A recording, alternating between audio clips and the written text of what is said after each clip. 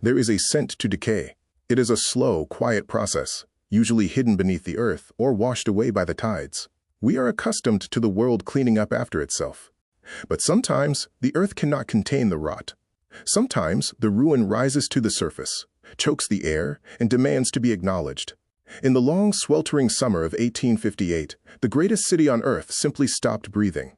The sky above London turned a hazy, sickly yellow. The air grew heavy, thick, and entirely unbreathable. People collapsed in the streets. Businesses boarded up their windows. The wealthy fled to the countryside in absolute terror. Those left behind tied rags across their faces, weeping as an invisible, suffocating presence invaded their homes, their lungs, and their blood. History books have a very simple name for this event. They call it the Great Stink. We are told it was nothing more than an unfortunate mix of human waste, a hot summer, and an outdated sewer system. A gross but ultimately mundane chapter in urban history.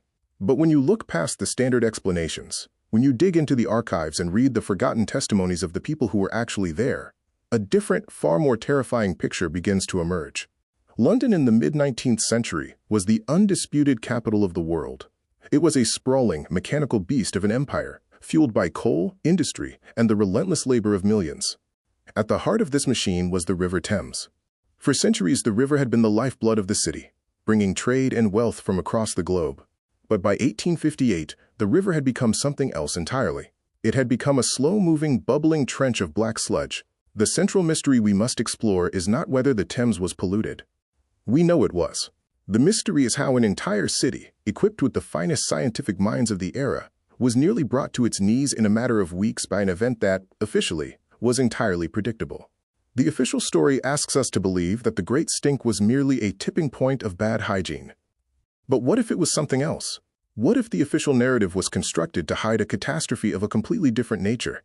To understand the cracks in the story, we must first look at the accepted truth. The official narrative is straightforward and relies heavily on the mechanics of Victorian plumbing. In the years leading up to 1858, London's population had exploded. Over 2.5 million people lived tightly packed in the city. For generations, human waste was collected in localized cesspits beneath houses.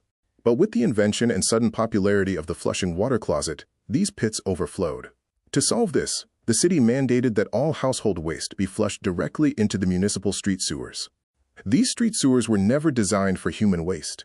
They were built strictly for rainwater, and all of them emptied directly into the River Thames. The official narrative tells us that this architectural oversight created a buildup of waste.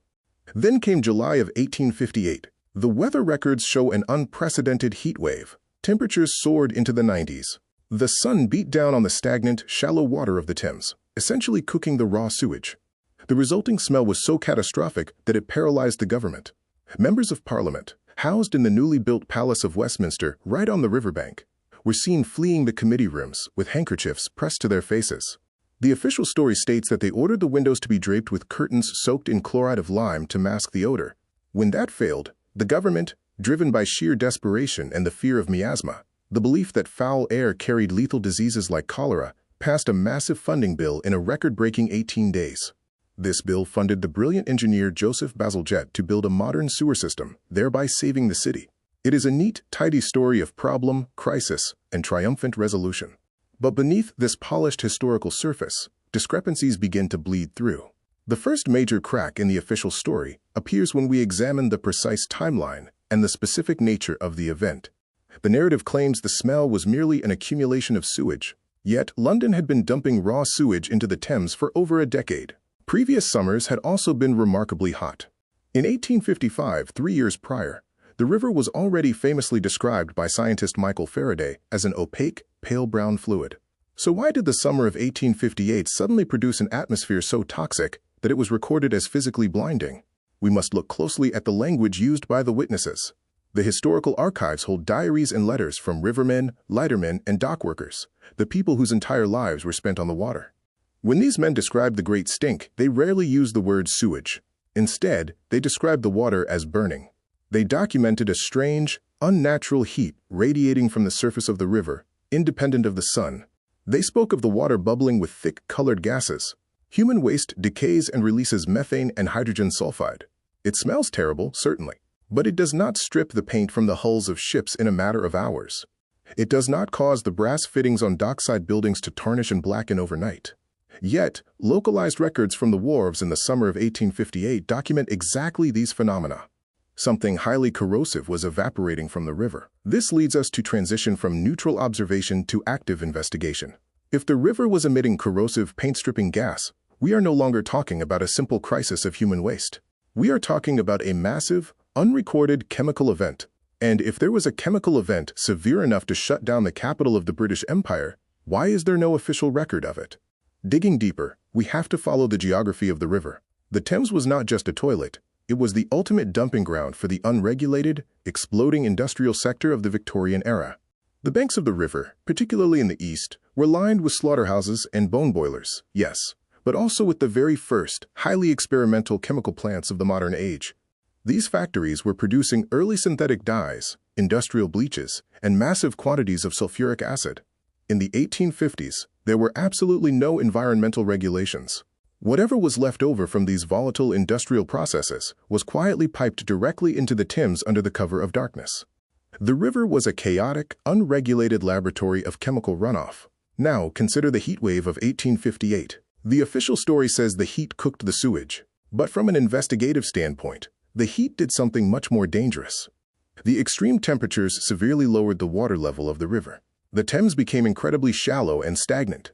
By removing the diluting volume of the water, the intense heat essentially created a massive, open-air chemical cauldron. Is it possible that the Great Stink was not a sewage crisis at all, but a catastrophic chemical reaction?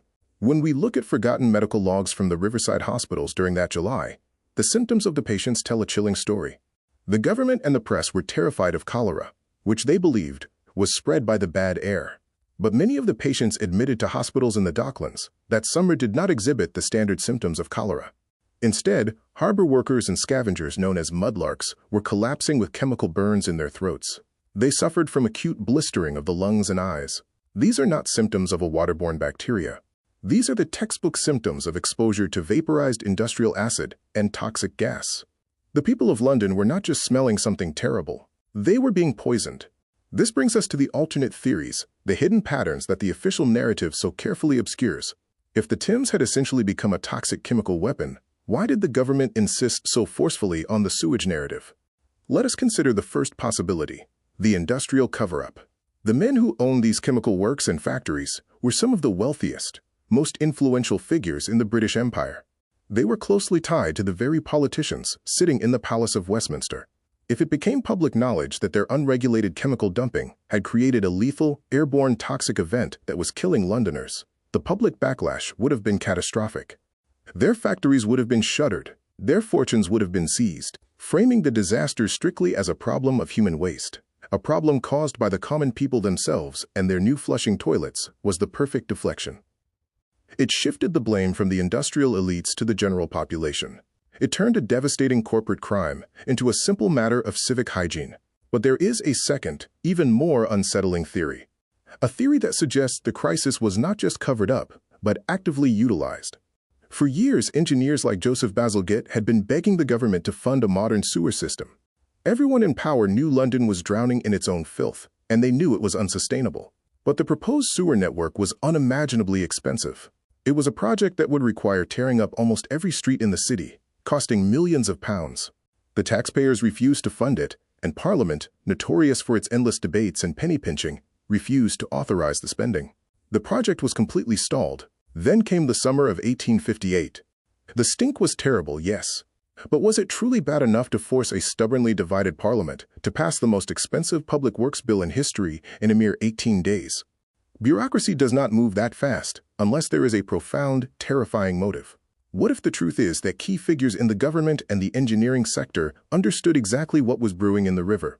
What if they knew the chemical mixture was becoming lethal, and they allowed it to reach a critical, terrifying tipping point? We must ask ourselves who profited from the panic. The moment the Great Stink brought the city to a halt, the resistance to Bazalgette's plan vanished. The massive contracts were signed. Fortunes were made in concrete, brick, and iron. The crisis provided the absolute, unassailable justification to spend an astronomical amount of public money. Is it possible that the Great Panic of 1858 was allowed to happen, or even quietly encouraged, because a manufactured crisis was the only way to break the political deadlock? The most damning piece of evidence for these darker theories lies in what happened immediately after the funding was secured. We are told the stink subsided because the weather broke and it finally rained. But buried in the municipal records from late August of 1858 is a peculiar series of orders.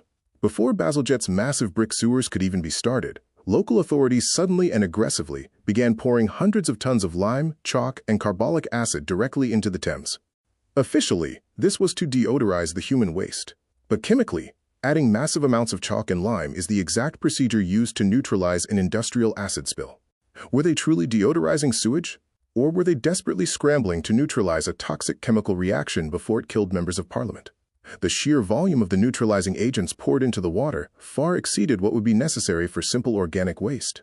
They were fighting a chemical fire, and they were hiding the evidence beneath the churning, muddy waters of the river. When we uncover these suppressed details, the heroic tale of the Great Stink begins to look like a carefully constructed stage play. The heavy lime-soaked curtains in the windows of Parliament, the sudden, record-breaking legislative action, the framing of the crisis around the flush toilet. Every single piece of the official story serves to hide the reality of a city that was being slowly poisoned by its own unchecked industrial greed. The people who lived on the banks of the river, the men who pulled their rotting boats from the acidic water, they knew the truth. They wrote it down in their diaries, they whispered it in the taverns, they testified to the local magistrates. But their voices were not the ones recorded in the grand histories of the Victorian era. Their testimonies were filed away, buried in dusty archives, overshadowed by the triumphant narrative of British engineering and political resolve. Today, the River Thames flows quietly through the heart of London. The massive, beautiful brick sewers built by Joseph Bazalgette still run beneath the streets, carrying the waste of millions out toward the sea. The system works perfectly. The city breathes easily. The Great Stink is remembered only as a quirky, mildly amusing historical anecdote. But what still lies buried in the deep mud of the riverbed? What chemical scars remain etched into the foundations of the old docks? When we look back at the summer of 1858, we have to wonder what else has been sanitized for our comfort. History is written by the survivors, but it is also written by the people who hold the power to shape the narrative. Maybe the official story is true. Maybe it was nothing more than a tragic, overwhelming failure of plumbing during an unusually hot summer. Maybe it was simply a series of unfortunate organic accidents that pushed a city to the brink.